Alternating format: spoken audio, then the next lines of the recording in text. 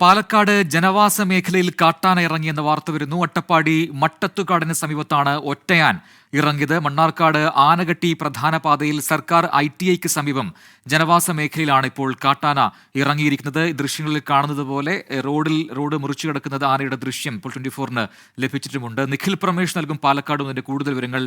നിഖിൽ, പാലക്കാട് തുടർച്ചയായി കാട്ടാന ജനവാസ മേഖലയിലേക്ക് ഇറങ്ങുന്ന സംഭവം അത് തുടരുകയാണ്, നിത്യസംഭവമായി മാറിയിട്ടുമുണ്ട്. മുൻപ് വേനൽക്കാലത്തൊക്കെയാണ് ഇത്തരത്തിൽ കാട്ടാനകൾ കൂട്ടത്തോടെ ജനവാസ മേഖല എത്തിയതെങ്കിൽ ഇപ്പോൾ എല്ലാ സമയത്തും ഇങ്ങനെ വരുന്നു.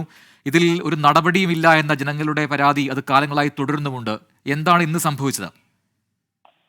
പ്രജിൻ, അട്ടപ്പാടി മട്ടത്തുകാടിന് സമീപം ഇന്ന് വൈകുന്നേരം 3:45 കൂടിയാണ് ഒറ്റയാൻ ഇറങ്ങിയത്. മണ്ണാർക്കാട് ആനക്കട്ടി പ്രധാന പാതയാണിത്. സർക്കാർ IITക്ക് സമീപം ജനവാസ മേഖലയിലാണ് ഈ ഒറ്റയാൻ ഇറങ്ങിയത്. ഈ പ്രദേശത്തെ വൻ കൃഷിനാശമാണ് കഴിഞ്ഞ ഏതാനും ദിവസങ്ങളായി ഈ കാട്ടാന വരുത്തി വെച്ചിട്ടുള്ളത്. അതുകൊണ്ട് തന്നെ സ്വാഭാവികമായിട്ടും ആളുകൾക്ക് വലിയ ആശങ്കയും ഭീതിയും ഒക്കെയാണുള്ളത്.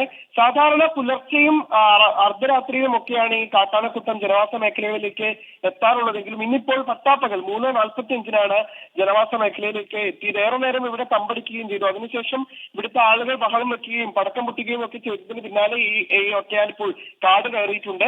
എന്തായാലും തുടർച്ചയായി ഇങ്ങനെ ജനവാസ മേഖലകളിലേക്ക് വന്യമൃഗങ്ങൾ ഇറങ്ങുന്നത് കൊണ്ട് തന്നെ വലിയ ഭീതിയും ആശങ്കയും വലിയ നഷ്ടമൊക്കെ, സാമ്പത്തിക നഷ്ടമൊക്കെ ഇവിടെയുള്ള ആളുകൾക്കുണ്ട്.